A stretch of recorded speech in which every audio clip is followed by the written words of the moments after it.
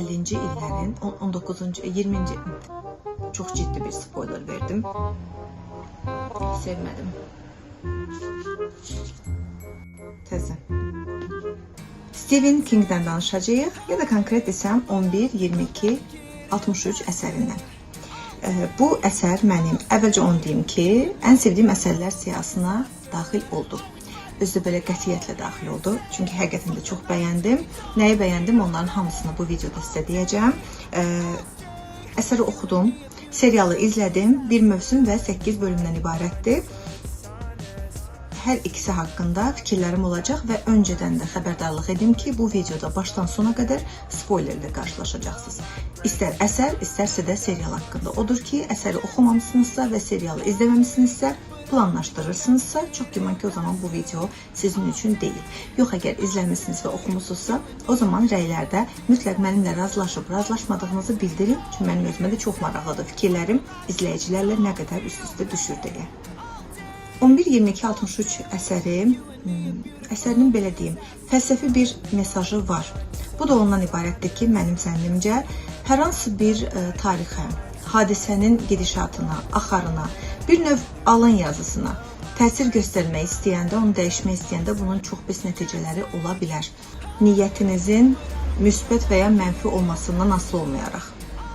Siz əgər xoş bir niyyət uğruna hadisələrin gedişatını dəyişmək istəsəz belə, bu sizin üçün və eləcə də ətrafınızdakı insanlar üçün bədbəxt bir hadisə ilə nəticələnə bilər. Düzdür, biz heç birimiz taleyimizə təsir göstərə bilmirik. Artıq yazılıb taleyimiz, amma əsər təbii ki, kitab olduğuna görə və bir yazıcı təxəyyülü olduğuna görə orada hadisələr yazıcının istədiyi kimi təsvir oluna bilir. Və mən Stephen King'i onsuz da sevirdim. Stephen King'in bu zamana qədər mən Shawshank'dan qaçış əsərini oxumuşdum. Amma filmlərini çox izləmişim. Yəni onun əsərləri əsasında çəkilən filmləri çox izləmişdim deyə Stephen King'i sevirdim. Amma Shawshank'dan qaçış və eləcə də 11-22-63-dən sonra bir də o, yəni ingiliscəsində it gedir qatil klounla. Onların hər ikisi, hər üçü istər film, istərsə də kitabı qarşılaşdırdıqdan sonra başa düşdüm ki, əslində Stephen King'in yazıcı təxəyyülü olduqca genişdir. Çünki onun öz filmlərinin əksəriyyətində ssenari müəllifi də məhz özüdür və kitabdan fərqli bir ssenari təqdim edə bilir. Demək ki, həqiqətən də təxəyyülü çox zəngin bir yazıcıdır ki, eyni hadisəni təkrarlamır. Və bu təkrarlanmayan hadisələrdən biri də 11-22-63-dür. Filmlə kitab bir-birindən, mən deyərdim ki, çox kəskin fərqlənir. İrəliyən dəqiqələrdə mən sizə bu fərqləri deyəcəm. Sujet xəttinə nəzər salaq. Jake adında bir qəhrəman. Mən çox təfərrüatlara girməyəcəm. Yəni, o əslində keçmişə bir portal tapır, amma bu portalı ona bir nəfər təqdim edir. O insan Jake'in həyatında irəliləyən hadisələrin gedişatında önəmli bir rol oynamır. O sadəcə Jake'i portalla tanış edir və keçmişdə özünü necə aparmalı olduğunu, özünü kim kimi təqdim etməli olduğunu və eləcə də necə pul qazanmaq lazım olduğunu ona öyrədir. Yəni, bunlar əslində xırda detallar deyil. Yəni, Jake'in gələcək həyatına bütünlüklə təsir göstərən detallardır, amma o qəhrəman El Temping olur, səhv etmirəmsə, onun haqqında geniş danışmaq istəmirəm. Sadəcə belə deyək ki, o Jake'i bu portalla tanış edir və Jake həmin portal vasitəsilə keçmişə gedib düşür və 20-ci əsrin 50-ci illərinin sonuna, 1950-ci illərin sonuna. Və onun bir missiyası var. Dünyanın indiki, hazırki, yəni Jake'in yaşadığı dövrdə tarixi dəyişmək, yəni o həmin dövrə təsir göstərəcək bir hadisəni. Amerika Birləşmiş Ştatlarının sabiq prezidenti Kennedy'nin ölümünün, qətlinin qarşısını almaq. Bu kitabın adı da məhz ondan götürülüb. 11-22-63, yəni 63-cü il noyabr ayının 22-si. Kennedy'nin ölüm tarixi. Əslində Jake bu təkliflə razılaşmaq istəmir. Lakin Jake müəllimdir və onun dərs dediyi məktəbdə yaşlı bir təmizlikçi, xadimə bir kişi var. Bu kişi bir dəfə bir yazı yazır, təqdim edir Jake'ə və Jake o yazıdan çox təsirlənir. Həmin kişi öz həyatını yazmış olur və bu hekayədə atasının onun bütün ailəsini qətlə yetirdiyini, özünü isə yaraladığını və əlil qoyduğunu yazır və Jake bu hadisədən çox təsirlənir və həmin insan da yaşlı insan bu hadisənin 20-ci əsrin 50-ci illərinin sonunda baş verdiyini deyir. Tam təsadüfə baxın ki, El da Jake'i məhz 50-ci illərin sonuna göndərmək istəyir. Və Jake'in qərarına təsir göstərən hadisələrdən biri də məhz o yaşlı xadimənin həyat hekayəsi olur. Və Jake bu təklifi qəbul edir. Keçmişə səyahət edir və orada yenə bir müəllim kimi, amma tamamilə başqa adla, başqa soyadla yaşamağa başlayır. Keçmişi olmayan və birdən-birə gündəmə düşən bir insan. Jake'in qərar anı, Jake'in o portala bir neçə dəfə səyahəti, yəni ilkin başlanğıcda o səyahət edir və keçmişi görür, əmin olur ki, onu aldatmırlar, geri dönür və sonradan yenidən qərar verir ki, getsin, keçmişdə yaşasın. Həmin hadisənin qarşısını alsın. Sonra onun orada adaptasiya müddəti, onun orada pul qazanmağı, çünki onlar artıq gələcəkdə, Jake gələcəkdə yaşadığı üçün siyahı tərtib olunur onun üçün, hansı idman yarışlarında kimlər qalib gələcək və o mərc oyunlarına qatılır keçmişdə və onun sayəsində qazanır və amma bu qazanclar ona nə kimi bəlalar gətirir, bunlar hamısı kitabda təsvir olunur, amma mən istəmirəm bu haqda geniş danışım. Əsas ana xəttdən çıxmaq istəmirəm. Orada Jake'in dostlaşdığı insanlar olur, Jake'in işlədiyi məktəbdə qazandığı hörmət, hazırladığı tamaşalar, gördüyü diqqət və Jake o qədər sevir keçmiş həyatı, o qədər sevir ki, amma yazıcı həm də bizə Jake'in əslində o mühitə aid olmadığını göstərir. Jake'in bir növ gündəliyini oxumuş oluruq biz, qeydlərini oxumuş oluruq, Jake'in düşüncələrini görürük və anlayırıq ki, əslində Jake o mühitə aid deyil. Və yazıcı burada bir də sətiraltı bir mesaj ötürür ki, insan aid olmadığı mühitdə özü ola bilməz, yaşaya bilməz. Yəni bir növ mövcud ola bilməz. Burada Jake'in timsalında insanın mənini göstərir və Jake'in düşdüyü keçmişdə isə insanın aid ola bilmədiyi, uyğunlaşa bilmədiyi mühiti göstərir. Düşünürəm ki, bu çox önəmli bir mesajdır oxucu üçün.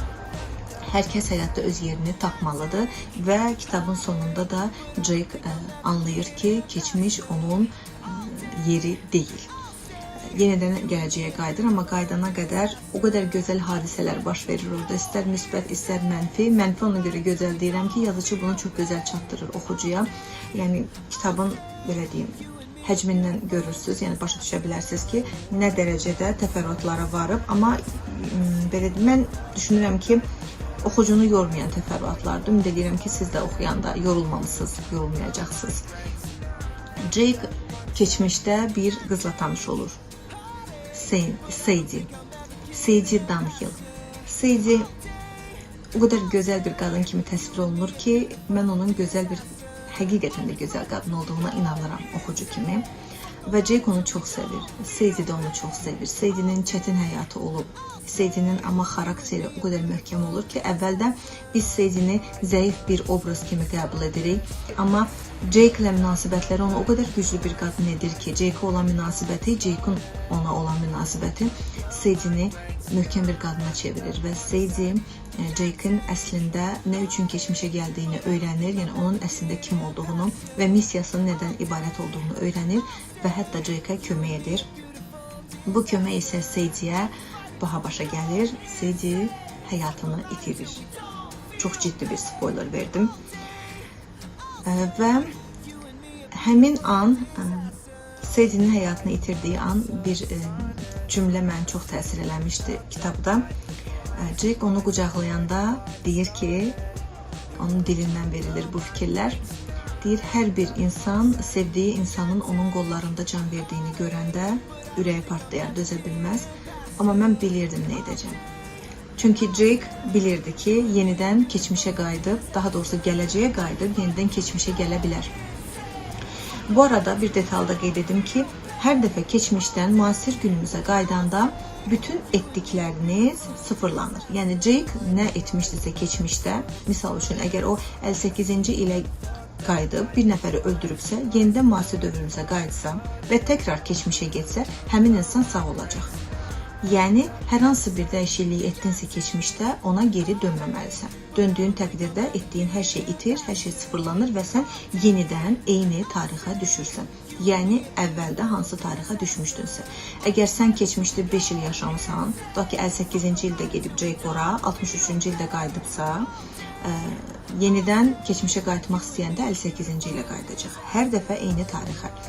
Və Jake öz-özlüyündə düşünür ki, Kennedy-ni xilas edir bu arada və elə Kennedy-ni xilas edəndə Sadie vəfat edir və Jake düşünür ki, keçmişə qayıdacaq, yenə Kennedy-ni də xilas edəcək və Sadie-ni də xilas edəcək. Buna görə də Sadie-nin ölümü ona təsir göstərsə belə özünü möhkəm tutur və əmin olur ki, sevdiyini xilas edə biləcək.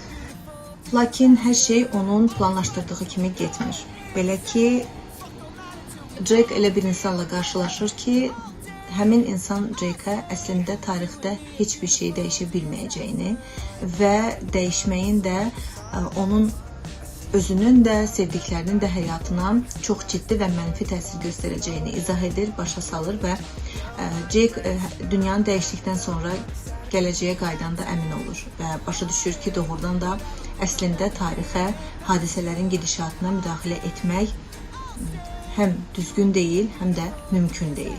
Təəssüf ki, bunu çox acı bir sınaqla öyrənir və yenidən keçmişə qayıdır. Həm gələcəyi düzəltməyə, həm də etdiklərini düzəltməyə. Bu dəfə isə o, keçmişdə tanıdığı heç kimin qarşısına çıxmır. Hətta Sadie'nin belə qarşısına çıxmır. Sadəcə yenidən hər şey sıfırlansın deyə keçmişə qayıdır. Bir müddət orada dolanır və yenidən gələcəyə qayıdır. Gələcəkdə isə onu böyük bir sürpriz gözləyir. Belə ki, kitabın ən sonunda Jake Sadie ilə qarşılaşır və Sadie'yə xoşbəxtsənmi deyə sual verir. Gözəl bir ömür yaşadınmı deyə sual verir. Təbii ki, Sadie onun kim olduğunu bilmir, çünki keçmiş sıfırlanır və Sadie keçmişdə onunla qarşılaşmayıb. Və Sadie gözəl bir həyat yaşadığını bildirir Jake'a. Jake də bununla təskinliyi tapır. Yəni, kitabın süjet xətti belədir. Təsirli kitabdır. Əslində, sonluq xüsusilə mənə təsir etmişdi. Bir də o Sadie'nin ölüm səhnəsi. Amma filmdən danışsam, film haqqında mənə təsir etdi deyə bilmərəm. Təəssüf ki, əgər mən kitabı oxumamış olsam, serialı bəyənərdim. Çünki qeyri-adi süjetdir və bir mövsüm 8 bölümdən ibarətdir və insanı yormur. İllərlə oturub digər mövsümün çıxmağını gözləmirsən. Bu cəhətdən rahatdır. Amma əsəri oxuduğum üçün çox orada dəyişikliklər var və əlavələr var ki, mən onları qəbul edə bilmirdim. Bəzi dəyişiklikləri qəbul edə bilərəm. Nə üçün? Deməli, biz burada kitabda yazıcı, daha doğrusu baş qəhrəmanın dilindən hadisələri oxuyuruq, onun duyğularını öz dilindən eşidirik, bilirik ki, o nə hisslər keçirir, gələcək planlarını oxuyuruq və bilirik ki, belə bir qərar verir, belə bir qərar vermək istəyir, bunu etmək istəyir, amma filmdə onu göstərmək çox çətindir. Və buna görə də əlavə bir obraz daxil olur seriala ki, Jake'in tərəf müqabili olur. Mən o qəhrəmanı sevmədim. Bir izləyici kimi, tamaşaçı kimi, həm də bir oxucu kimi, kitab oxumuş bir insan kimi obrazın artıq olduğunu düşündüm. O obraz əslində kitabda var, amma qısa bir belə deyim, qısa ara biz bu obraz haqqında oxuyuruq, amma özünə, belə deyim, özünü sevdirən bir obraz olur. Lakin serialda mən obrazı sevmədim. Həm kitabda, həm də filmdə sevdiyim detal 60-cı illərin ab-havasıdır. İstər filmdə, istərsə də kitabda çox gözəl təsvir olunub. Maraqla oxudum o dövrü, insanları fərqli imiş, o dövrün həyat tərzi, insanların həyat tərzi, insanların məşğuliyyətləri, insanların həqiqətləri. Yəni bunlar mənə çox maraqlı gəldi və düşünürəm ki, Stephen King onu çox gözəl çatdıra bilib. Filmdə isə təbii olaraq daha rahatdır obrazları çatdırmaq, o mühiti, ab-havanı, çünki görüntü şüur altına çox ciddi təsir göstərir və inandırıcı gəlir.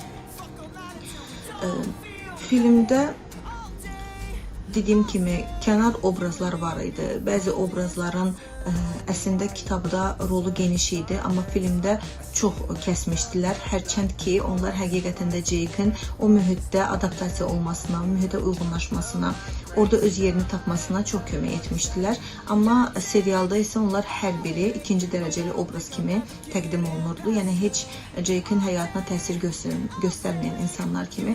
Halbuki əsərdə həqiqətən də Stephen King o mühiti və o insanları elə gözəl təsvir etmişdi ki, onlarla bərabər dostluq etmək istəyirdin. Onlarla tanış olmaq istəyirsən real həyatında da. Bu dərəcədə gözəl çatdıra bilmişdi. Kitabda Sadie ilə Jake'in tanışlığı, Sadie ilə Jake'in münasibətlərinin irəliləməsi, Sadie'nin bir insan olaraq mənəvi cəhətdən dəyişməsi, bütün bunlar o qədər gözəl təsvir olunub və mərhələli şəkildə bir növ gözümüzün önündə dəyişmiş kimi, amma filmdə isə təəssüf ki, bu dəyişiklik çatdırılmır izləyiciyə, tamaşaçıya. Yenə də qeyd edirəm, mən əsərlə müqayisə edirəm. Yəni siz bir tamaşaçı kimi əsəri oxumadan serialı izləsəz, çox güman ki, bəyənəcəksiniz, çünki zəif serial deyil.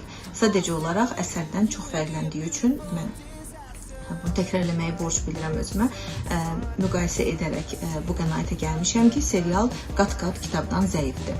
Serialda Sadie ilə bağlı xoşuma gələn detallardan biri, bəlkə də birincisi Sadie'nin gözəlliyidir. Baxmayaraq ki, mən onların qarşılaşmasını, tanış olmalarını filmdə bəyənmədim, amma Sadie'nin özü çox gözəl qadındır. Çox uğurlu bir seçim ediblər. Eləcə də başrolda James Franco uğurlu seçimdir və onların bir-birinə uyğunlaşması da tamaşaçıda xoş aura yaradır. Bundan başqa serialda, əsərdə Jake keçmişə qaydanda sonda Sadie'yə yaxınlaşmır, Sadie'ni axtarıb tapmağa çalışmır, Sadie'nin həyatına girmək istəmir, toxunmaq istəmir, səhvlərindən nəticə çıxarır. Amma həmin mənzərə filmdə bir qədər fərqli təqdim olunur. Əslində Jake Sadie'ni tapmağa çalışır, onu görür, onunla danışır, amma kim olduğunu demədən və onun həyatına girməyə imkan tapmadan bütün keçmiş haqqında həqiqətləri öyrənir və anlayır ki, Sadie'nin həyatına toxunmamalıdır. Stephen King'də sevdiyim xüsusiyyətlərdən biri insan duyğularını çox gözəl çatdıra bilməsidir. İnsanın qorxularını, narahatlığını, sevincini, sevgisini, bir sözlə yəni duyğularını çox gözəl çatdıra bilir. Bu kitabda istisna deyil. Siz oxuduqca Sadie'nin də, Jake'in də, hətta Jake'ə portalı açmağa kömək edən, keçmişə göndərən Ellen narahatlıqlarını da çox gözəl hiss edə biləcəksiniz, duya biləcəksiniz. Bu kitab məndə bir sual yaratdı. Necə olardı? Yəni, bu belə olmasaydı necə olardı?